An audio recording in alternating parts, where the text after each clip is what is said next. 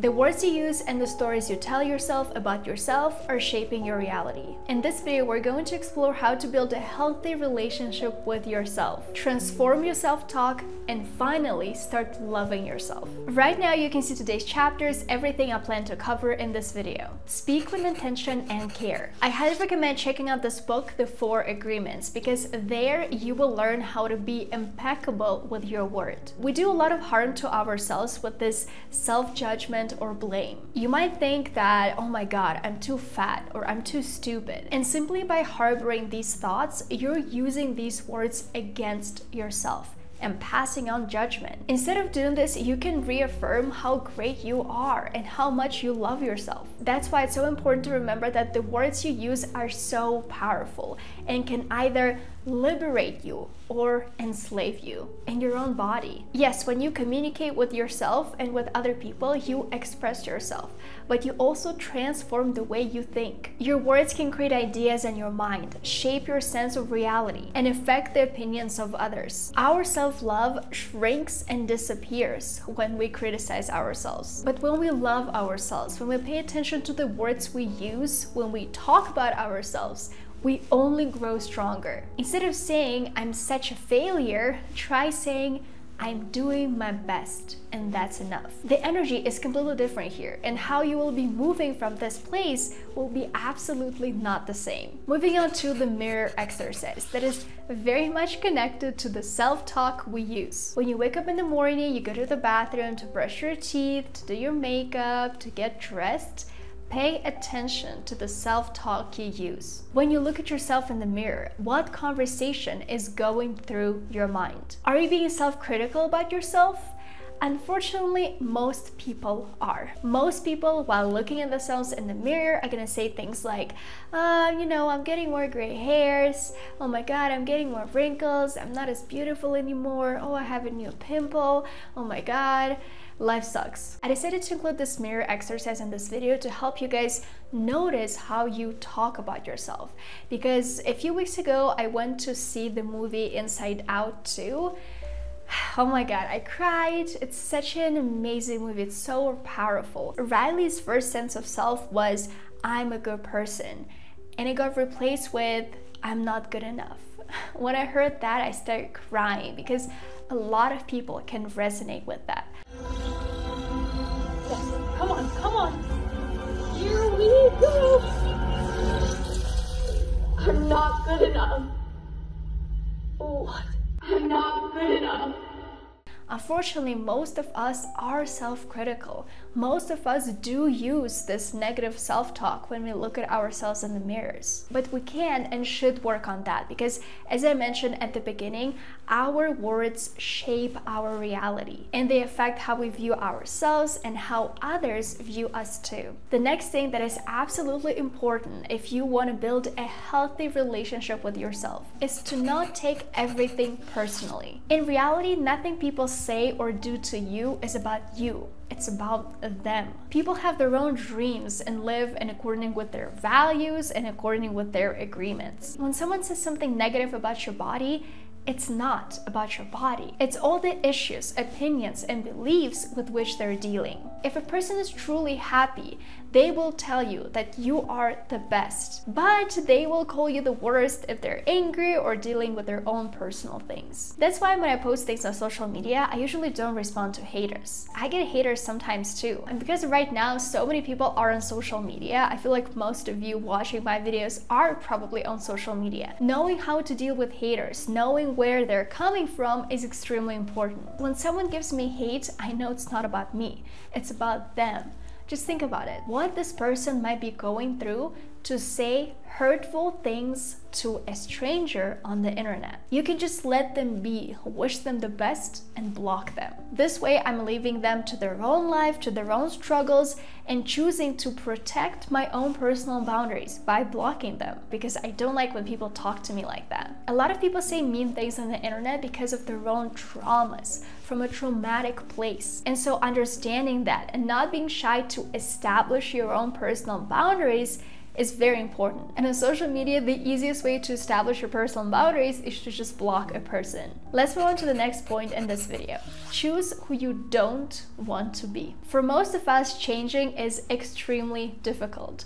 That's why people often say, don't try to change others, because obviously changing others is impossible. Because even making this decision for yourself, like you want to change and you're gonna start doing that, is very difficult. So instead, you can choose who you don't want to be and act accordingly, and keep this word to yourself and be a person of your own word. I don't want to be a person who slacks off on their health, and because of that, I'm gonna eat better, I'm gonna exercise more often.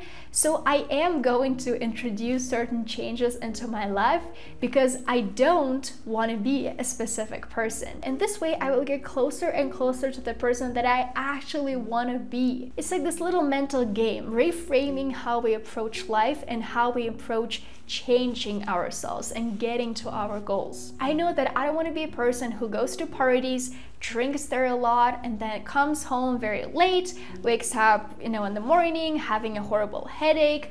I don't want to be that person, but I still want to go to music festivals. And so I continue going to music festivals, but I don't drink. I come back home earlier and I get a good night's sleep. The next point is all about procrastination, but I want to reframe it for you guys again. Don't procrastinate on yourself. I was honestly that person. I would do everything I could to finish a project on time, to meet the deadline, to submit my assignment. I knew it was important because my professor was waiting for that, and I just had to get it done, even if it meant that I had to stay until 2 or 3 in the morning. But when it came to taking time to exercise, to meditate, to journal, I would procrastinate. I would be just like, it's fine, it's not important. And once I started thinking about it in this way, like I was procrastinating on myself, on my life, I was like, wait a second. Is exercising actually not important for me? Of course it is. Do you want to continue procrastinating on myself? No. Because I think it's so easy to just not do something when you say, I'm a procrastinator. I procrastinate, it's fine, a lot of people procrastinate. But if you add this little part, you're procrastinating on yourself, you're like, wait a second, I don't want to do that. Let me grab my gym clothes and go to the gym right now. The next super important point if you want to build a healthy relationship with yourself is taking yourself out on dates. Many people wait to be in a relationship to get flowers, to go on vacation, to go to that restaurant, to get expensive gifts because they expect the partner to give all of that to them. But why not do it now if you're not in a relationship? Instead of waiting for someone to go and get you flowers, go and get yourself the flowers. If you want to go to this new trendy restaurant, go there by yourself. It's absolutely okay to go places by yourself now. I know a lot of people feel self-conscious. How am I gonna go to a restaurant by myself? Everyone is gonna think about me. Everyone is gonna judge me.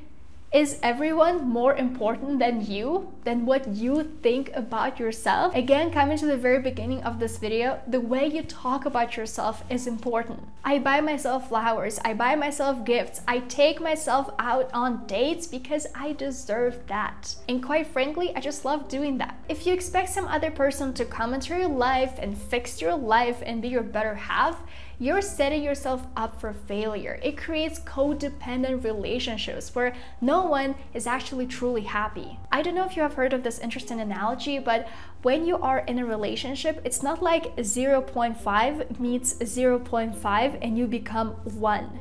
No, it's actually 1 meets 1 and together you become 11. I know it's not really math, but you get the point. 1 and 1, 11. You know yourself, you feel confident, you know what you like, you know what flowers you like, you know what places you like to go on vacation to. And these two energies together, they multiply and create something amazing. Finally, I really wanted to mention the super interesting step in building a healthy, amazing relationship with yourself.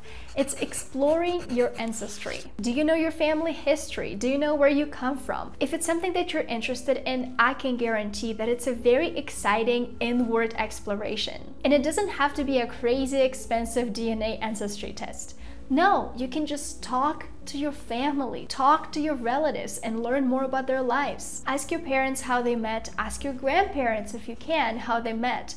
What was their life like? What were their struggles? What has been the biggest life lesson for them so far? What was their childhood like? What did they miss? What didn't they like? There are so many questions I mentioned in this video, and you can literally use them to talk to your family members. So your homework for today will be the following. I highly recommend doing the mirror reflection exercise. Spend 5 minutes looking at yourself in the mirror. I mean, you do that when you brush your teeth, literally every single morning. Write down any thoughts or emotions that come up and reflect on how you talk to yourself during that exercise. If there are some phrases that you don't like, how can you change them? What can you replace them with? And then do the exercise again with a new comforting and positive thoughts. If you like this video, please give it a thumbs up and subscribe to my YouTube channel. If you're thinking about what to watch next, I highly recommend checking out my video right here, where I talk about my ultimate guide to real self-care. Click here and keep on watching, and I'll see you there.